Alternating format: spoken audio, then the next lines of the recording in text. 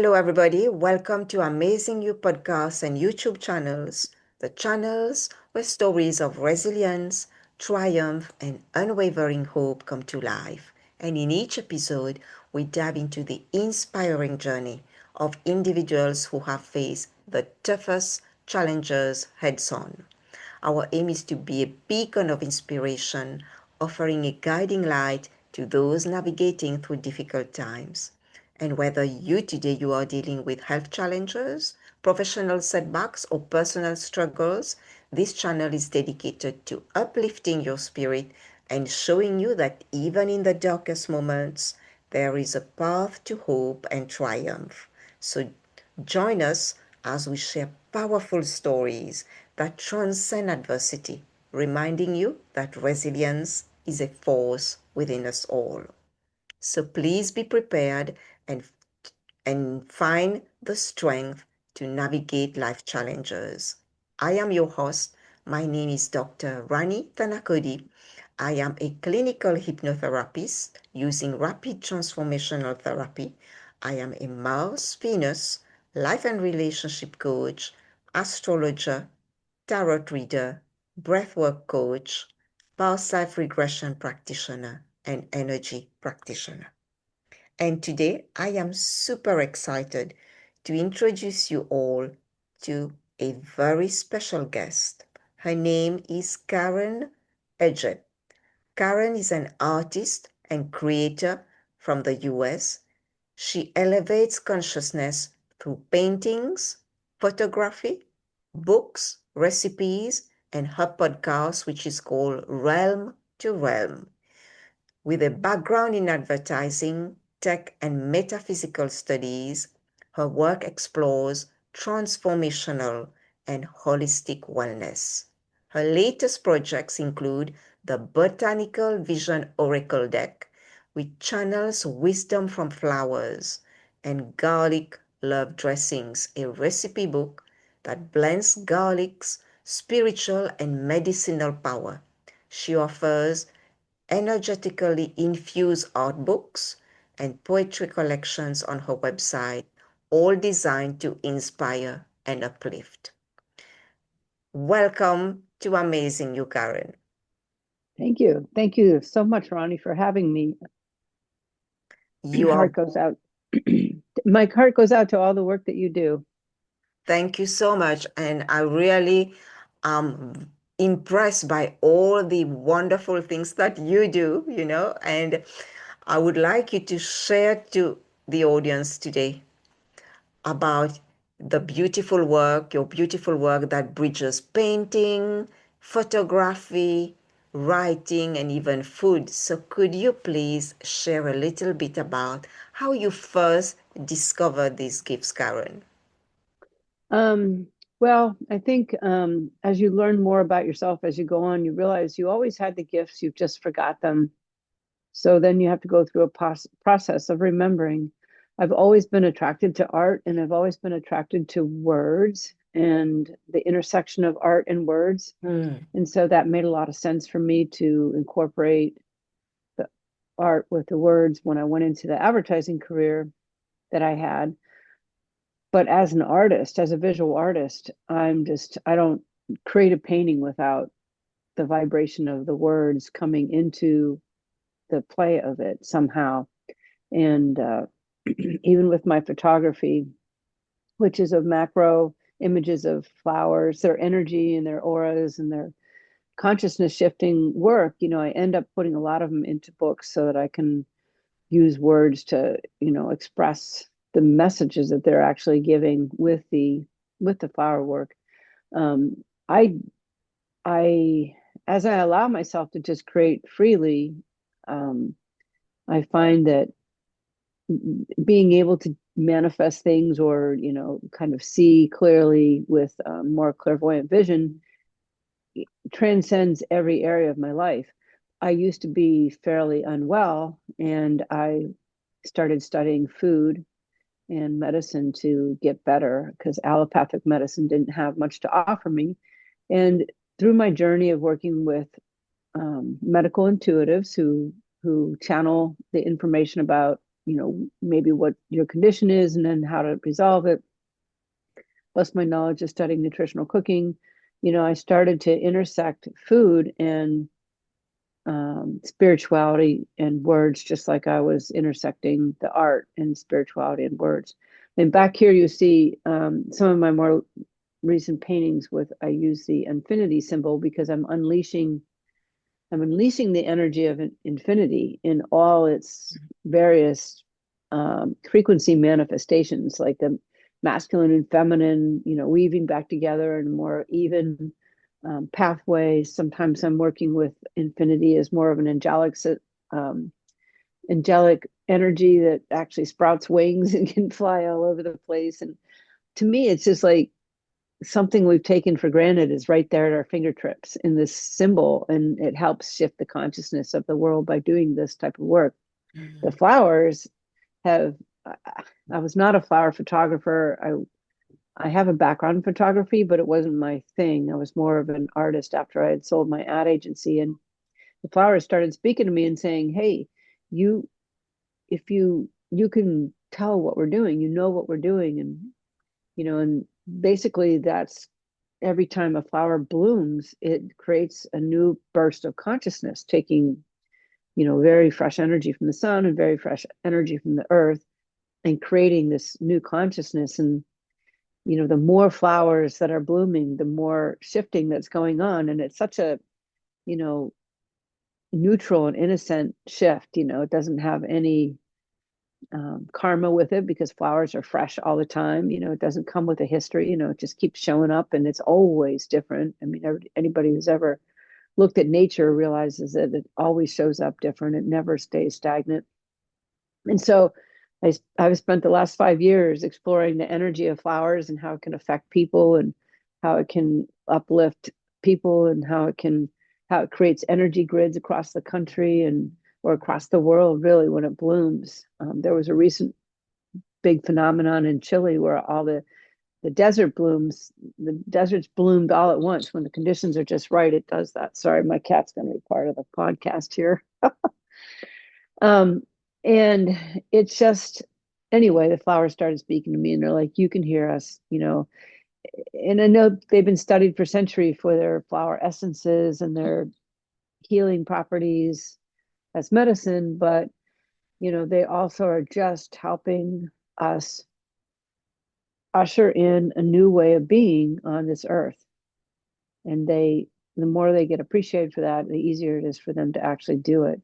So I've become like a flower whisperer of sorts. So I'm a painter, a poet, a flower whisperer. And because of my food journey I'm healthy now, but I also have a huge wealth of knowledge and the food.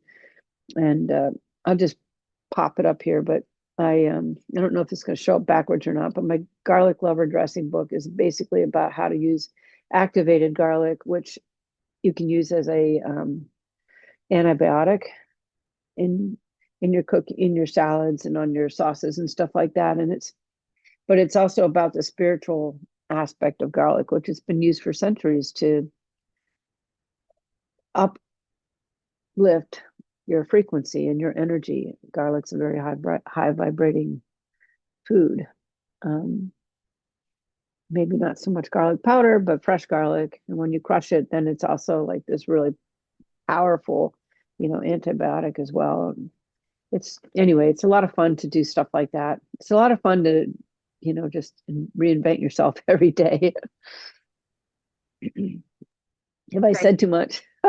No, that's great. That's great, Karin. Thank you for sharing all that because you do a lot of things. So I think it's good that you are sharing with the audience from your paintings and from your book that you just published, which is incredible. I think it's really, really great to see how when we discover our gifts, it's help us to help other people as well and to help us to discover more about ourselves.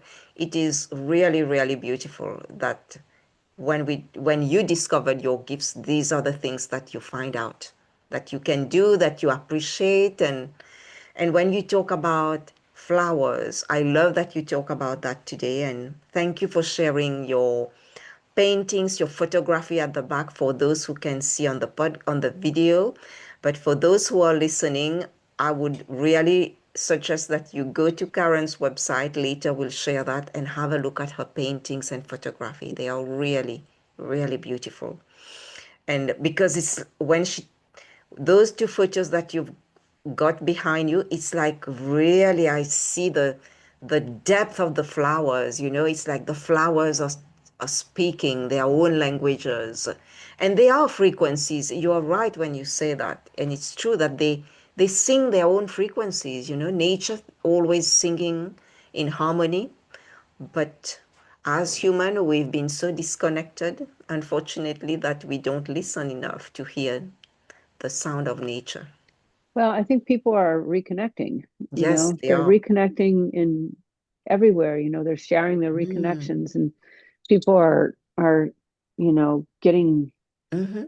more aware again and including that into our modern life. Mm. It's like we've gone, we've explored the idea of being completely disconnected, and now we're all coming back. And I think that's also part of quantum physics, where they force us to break everything down to energy: the chair, the flower, the food, the house. It's all, when it comes down to it, particles of energy that are vibrating at different frequencies. And so it shows and of course, quantum physics shows how you can how the observer manipulates that energy. And so through those two principles, you can see how much say you have in your life, and your access points to information backwards and forwards. And it's, I don't know, it's a fabulous time to be alive, in my opinion. It's a fabulous time. And this picture back here, I guess we're not that close to it, but in the center of this passion flower, I feel like it's a cauldron that's brewing some new consciousness, and it's just Mm. it's just coming right out of the center of it there. It's really, I trying to photograph the auras of flowers has been, one of my greatest joys. Thank you. Thank you so much. You know, Flowers are really, really hold so much power and energy. I understood that better since I am taking a course where we are learning about the power of roses, and that's and I realize as I use the techniques of the roses, they are super powerful. Yeah. Yeah. The rose is the highest vibrating, well, at least Mm. it's the highest vibrating aroma out there. And it's why Yes. it's been used forever in a lot of perfumes and stuff, Mm. and regarded so high. It's a very high vibrating flower. And it has a lot of very interesting properties of the way it converts energy with the sun. And one article I read recently showed that scientists were actually studying the rose petal in order to make better solar panels, more efficient solar panels. So the textures on the rose petal and the way the rose is considered converting the sunlight to energy. And we have the dialogue for photosynthesis, but we haven't had a real dialogue for how the flowers are doing it, which is quite different than how the leaves do it. It's related, but quite different. Yes, it's been such a profound course for me, and I am enjoying that so much. As today you are talking about flowers, it just reminded me of that. And I would like to ask you, because you will share with us later about your Botanical Vision Oracle Deck. Towards the end, you will draw a card for us. Uh-huh. So, can you share with us how this project began, the Oracle Deck? Um, well, during COVID, I was being forced to change, like everyone else, change Mm. my at least my daily patterns. And so I had had a premonition, which I often do, that the change was coming. So I had already pulled out of galleries and pulled out of my studio, and I made space in the home to bring all my art inside. And then when COVID hit, I felt like I didn't want to be in the house. So I started taking really long walks. And that's when flowers started speaking to me. And I'm like, I'm not a flower photographer. stop. I'm not going to start taking pictures of every flower I see. But the flowers were particularly beautiful that year because there was no pollution, Mm. and they were just so happy. And I could feel them making this big energetic shift while everybody was paused. And I was somehow called by the flowers to use them to superimpose on people. And that was my first experience of using flowers as energy. So I would take these pictures, amateur photos with my iPhone, just anything that looked like it had good vibration to it. And I made these big grids, and then I'd find people just randomly that were really sad. And because COVID did that to a lot of people. And I would just say to them, do you mind if you be part of my portrait project? And I'm thinking, what portrait project? But they agreed, and I'd go back and I'd take their photograph, their portrait in a mask usually, and then I'd um, went back and I'd superimpose these energy grids on their images and send them back to them as like a gift. I mean, it wasn't any monetary exchange here, and they would be so happy, and it would like change their mood, their life. It would lift their spirits. And before you know it, someone given me this whole space on Pennsylvania Avenue to place all these portraits. And so I had, hundreds of portraits that I was uplifting with the flower energy. And I live in Washington, D.C., so we had Black Lives Matter issues, we had police issues, we had this and that. So I was just going around taking pictures of people and buildings and putting them in these grids. And I thought I was changing everything. But that all ended. And then the flowers kind of beckoned to me to go deeper and start looking into them. So I acquired some macro lenses and started looking deeper into the flowers. And then they started speaking actual wisdom to me. And so the Oracle deck came from, you know, basically it's 62 cards of 62 different images of flowers that had a piece of wisdom that they said could be very helpful to people. And to be honest with you, the people that have the cards and are using them, they are very helpful. And they've been very helpful to me too. There was one story I like to say. It was when I just still had my sample copy of the cards, and I had gone halfway across the world to do a trip of sailing with the whales. And I got there and I'd forgotten my mask that I had spent a lot of time fitting to my face because I have a very small face. And I didn't have it.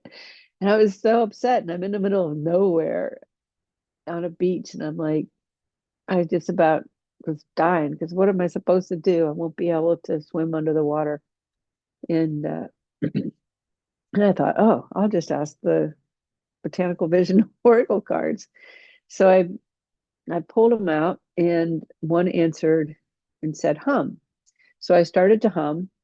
I mean, there's all kinds of different bits of advice. So I started to hum, and that what that does is it shifts the energy of the situation in a way you wouldn't think of it, of shifting it, but it gives you something to do besides get in your own head about the situation and think of it, logically and negatively. And this woman I didn't know walks past me, and I just blurted out, I don't have my mask. And she said, oh, I brought two, and one's really small, so it should fit your face. Just like that, it was resolved. So, but that was kind of a funny tale of how they worked. But I got on that trip, I did a lot of readings for other people, and I got really confident of the power of the cards. And so I came back and ordered them up, and I've been using them ever since. And my friends have been using them, and it's been, and some of the other people that have bought them have said, it's been very helpful. But they're not like tarot cards. I know you read Mm. tarot cards where they actually give you this sort of future prediction and more information. These are more to shift the energy of the situation that you're in for a favorable outcome. Wow, that's incredible. That's so powerful. Thank you for sharing that, how you decided uh, to come up with those oracle cards. And I do believe in the power of flowers to shift certain situations. And I have been using the roses, and I have seen incredible shift Karen, in my life, and now I can deeply relate to what you are saying when you are talking about flowers. Yeah, thank you Yeah, for sharing that. Thank you so much. yeah. It's amazing how something so innocent can be so helpful. Yeah. Um, each of these flowers gave me the word to put in the card, or the phrase to put in the card. I didn't come up with it on my own. They gave it to me, and so it's not. It was a real interesting sort of channeled. I don't know if you use that word or not, but a channeled experience for me where I said, I have 40,000 pictures. I'm like, which ones do you guys want to be in here? What do you want to say? So, and they just kept popping out and giving me the messages. So it's quite interesting. Wow, super interesting. Karen, there's so much to ask you because you are a lady with so much knowledge and you have explored the metaphysical part as well, and I would like very quickly, maybe 5 more minutes to talk a little bit about that. You describe your work because you've got a podcast called Realm to Realm. Oh, Can yeah. can you please tell the audience what does that mean to you and how did you begin to exploring these realms? So Realm to Realm is, let me just first qualify by saying it's only on YouTube. And the friend I was doing it with is too busy to continue doing it. So we haven't done any more episodes in a little while. But it was born out of of a series of conversations that we had had where we were able to tap into beings Mm. near and far. And it was just it was just so much fun. It was like very interesting to talk to these beings, find out, what were their thoughts, what some of them actually came to us to be on the podcast that were in trouble and they needed help. Some were just, giving us information. We interviewed dolphins and whales, and Mm. we interviewed, I think there's one called Mudman. It was like a spirit that hadn't resolved things on Earth. So he was stuck Mm. here for a long time and he was really heavy. And so we helped him leave. There was a few, um, I think towards the end, we were interviewing even like Earth qualities like timelessness and stuff like that. Just really interesting. So we just were, Mm. by realm to realm, we just wandered from space to space to space to like, in space. And I mean space, I mean multidimensional space, not like Yeah. Yeah. our just physical space that we spend most of our time thinking Mm. about on Earth. So we would just, travel. I think we had a whole little story on dragons Wow. that came to be on the show, and Yeah. it was really quite fun. It was Mm. quite entertaining. Yeah. Thank you. So did you meet some galactic beings as well? Um, honestly, you could call them anything you want, but Yeah. nothing we did was too dogmatic. Mm. So we didn't particularly call in some of the galactic beings like the Syrians or the Okay. Pleiadians or something like that specifically. We Okay. usually asked ahead of time who wants to show up. Okay. And I think a lot of the usual suspects have access points already. And what showed up for us was maybe less usual. Mm. So it was fun in that regard that there was less usual guests on the show. And but they were all multidimensionally present. And Yeah. I think we did some with food too, where we actually interviewed beets and um, just to get an idea of what are these things we take for granted. Mm. All plants have consciousnesses. And I'm Yes. reading a book right now, on a scientific book on the consciousness of plants, and called Light Eaters. And we don't really understand their consciousness because it's different from ours, but they all have these interesting consciousnesses. And we interviewed mushrooms. So Mm. we didn't have a whole constraint on who we interview, but there's probably not that many shows where you interview beets and mushrooms and dragons on the same shows. Wow. So I it would have been fun to keep it going. Yes. Maybe one day I'll bring it back. It was a ton of Should. fun though. That would be great to bring it back. This is the time because you were talking about some beings coming to you who were stuck on Earth. And was there particular, no need, not necessarily for you to go in depth, but was there any specific situation that happened to them that made them stuck in this earth and can't go back to to where Yeah, they want to go? they had a traumatic ending, Mm, and they had just not had any help ascending. Like it was a traumatic ending, and they were very confused. And right. that confusion, got them stuck here. Mhm. Beings usually get stuck here for a couple reasons. Um, Okay. Usually it's because they haven't resolved something that they really badly needed to resolve before they go. And Okay. the other reason is because the people, there's several reasons that I know of, but another common reason is that the people that they're leaving behind don't want them to go. So Mhm. all of them can't leave. But the biggest reason often is unresolved issues. And it's like really important when somebody passes, whether they're old or it happens suddenly, to, you know, basically come to a state of peace with them. Otherwise, they leave pieces of themselves behind.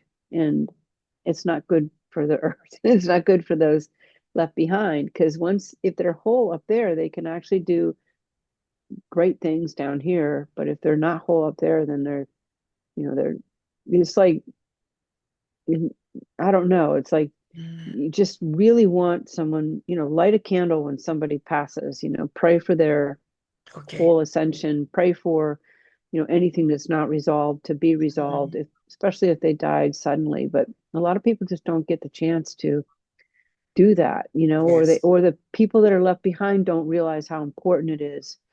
We have funerals where we tell stories and stuff, but there often is people who are just wishing they hadn't died, and Mhm. that's where things get a little wonky sometimes. So it's that's usually what causes bits and pieces of people to stay behind. Their loved ones Mhm. don't hasn't haven't resolved something with them, or they're just don't want them to go, so they leave pieces behind.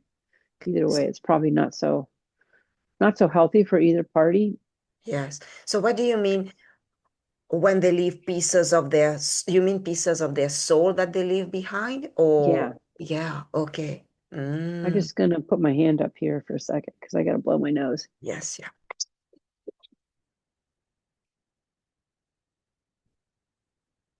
Okay, so just Yes. to explain what the soul Mm, fragments is, whenever we experience any kind of trauma, mhm, even if it's perceived trauma versus real trauma, we often disassociate a little bit. And when we or a lot, and when we disassociate, we often leave fragments behind. If you study soul fragments and how, to stay whole, I mean, all right, for my own example, as a child, I had trauma, a lot mm, of trauma that wasn't necessarily mine, but I took it on. And I, that trauma never got resolved. And so there was pieces of me that got left in places where I was really happy. Like mhm. pieces of me, my soul said, I'm staying on the beach, or I'm staying in the woods, or I'm staying here in this place. And so I was not whole even on this earth. But like, my own journey of um, getting to know all these parts and stuff, becoming whole myself, I reclaimed them. I said, it's different now. We've worked through the traumas, and you can come back and, you know, bring them back into my being. But I've done the work here on earth, and I think it's a really great time to be doing that because there's so much awareness that this stuff happens. But it's part of sometimes healing trauma, even if it's perceived trauma, and or someone else's trauma that you decided to take on for whatever reason. And a lot of it happens when you're a child, and so it can be difficult to like pull the pieces back together because you don't remember a lot of it. Um, but I feel pretty whole right now, but I couldn't honestly say I'm 100% yet, but hopefully by the time I cross over, I'm 100%, so I don't leave anything dangling and stuck back here.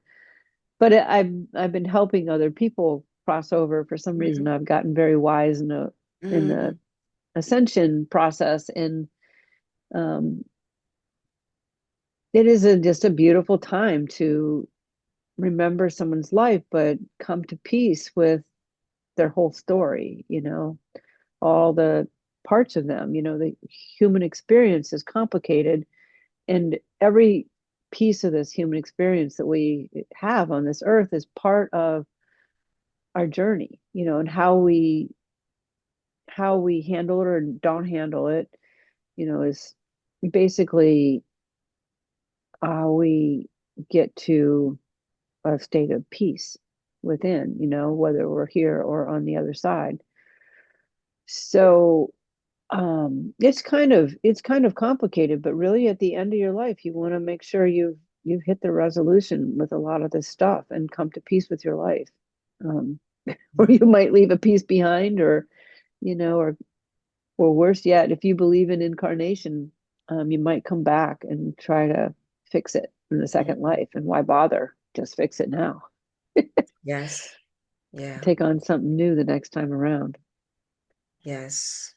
I agree, And what if, because that's why it's so important to work to heal those traumas, not to wait until the end of our life, because then it will be more difficult to heal that when we are on our deathbed. And that's what I see with some people, that they are really struggling towards the end because they haven't had the opportunity to resolve it. And we are so lucky at this time to have so many tools, so many teachers to help us now to release all the things that we've been holding for generation and generation and lifetime after lifetime. So I would highly recommend the audience, if you are hesitating on that path of healing, do it now. Don't wait, because you don't want to end your last day in pain.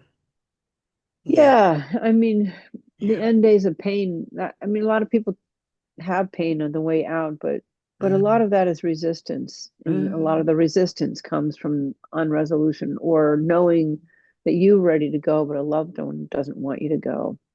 And for some reason, I can facilitate conversations between the people that are expiring and their family members when they are open to that, and I can facilitate a whole conversation, and I can get the resolution, help get the resolution in there.